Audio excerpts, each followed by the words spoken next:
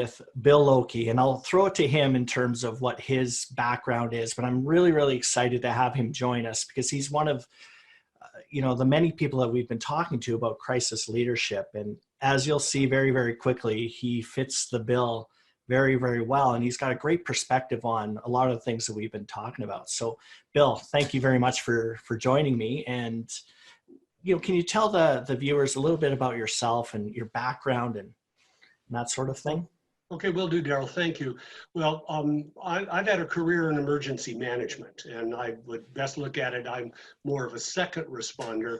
I think the last time I was in the field operationally managing anything was as a volunteer running a sandbag crew in flooding in Washington in 1977. So I've been on scene in places, but it was mainly in a supporting role to the first responders that I have highest respect for.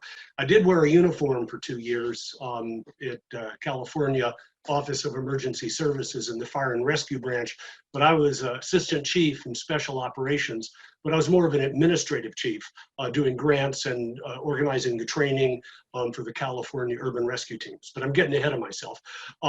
Mainly from being a mountain rescue volunteer, I ended up getting my first work in emergency management in 1977 with the state of Washington Department of Emergency Management. Started out just on the staff, managing grants and being part of grants, doing training for disaster plans and research in how the private sector can help in disasters, and the National Earthquake Hazard Reduction Program. In 1982, I was elevated to the Assistant Director of Operations and was in charge of the state EOC, communications, radiological defense, and one of my main things then was the long-term recovery for the Mount St. Helens eruption, where I'd been just staff on the phone and helping out with no leadership position.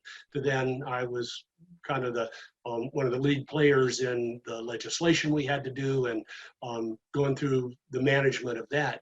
In 1986, I became the Emergency Management Director of Pierce County, Washington, and ended up being also the fire marshal, managing the administration for 911 and emergency medical services and radio communications. And again, supporting the first responders in the field. We had developed rescue systems training.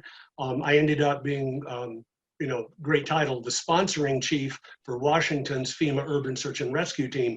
But I was mainly the guy writing the grants, getting the training done, paying the bills, and things like that. I did so work. So basically everything the knuckle draggers didn't want to handle, right? And with that, I got to work on scene for at the Oklahoma City bombing. Mainly again in liaison and not doing actually rescue and recovery operations. After that, and with our work in developing Washington's urban rescue team, I went to California in 97 through 99, as I mentioned before, supporting their 8 urban rescue teams with the training and the grants administration from the state and things like that. Then I was recruited into FEMA, Federal Emergency Management Agency, as a federal coordinating officer. And with that, under our law, when our president declares a disaster, the law says the president will appoint a federal coordinating officer to manage the federal response. And so from smaller and larger disasters, from tornadoes in Indiana to cyclones in Samoa, earthquakes in Washington, I would manage the long-term recovery for that.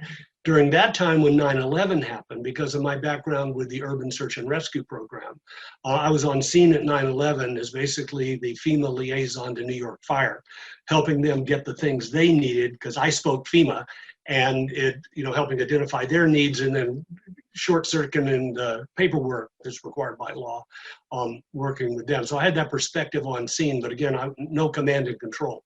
I've mainly been a coordinator.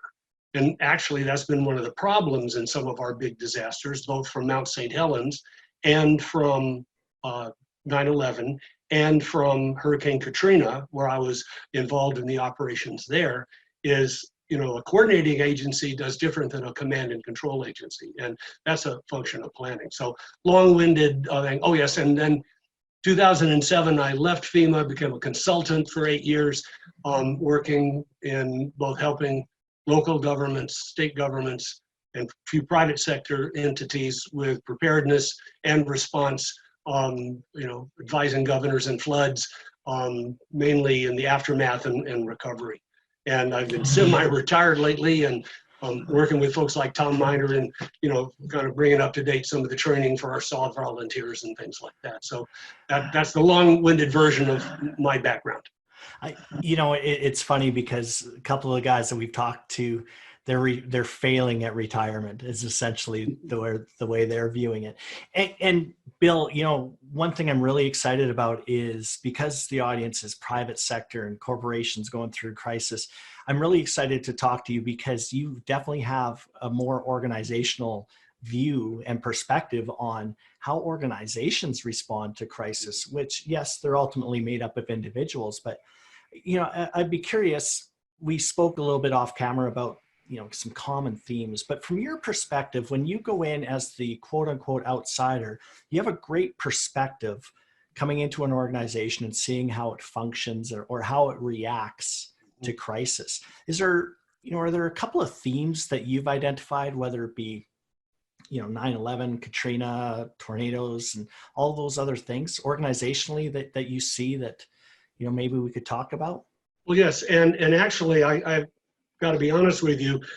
Most of the things where my basis for emergency management came from was actually in the 1980s when I got involved in the disaster research that was going on. Like after St. Helens, a lot of social scientists showed up doing studies on, how did command and control work? How did multi-organizational operations work and things like that?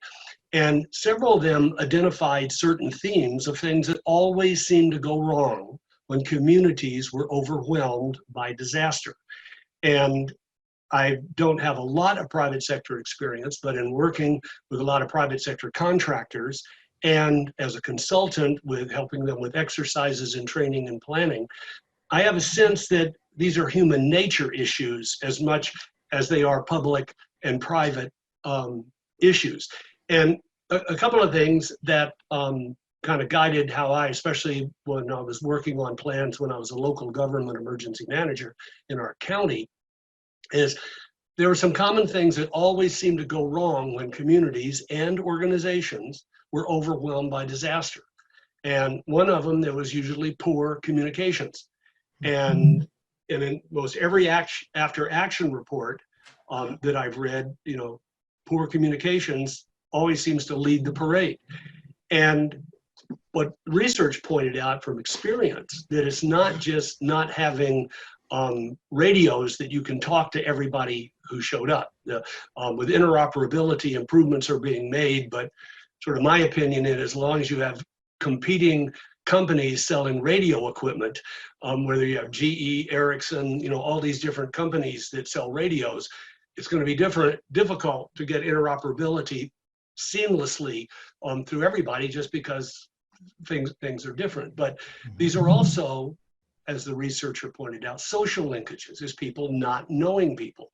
And smaller communities seem to do better when they were overwhelmed by disaster. And that's my basic definition of disaster.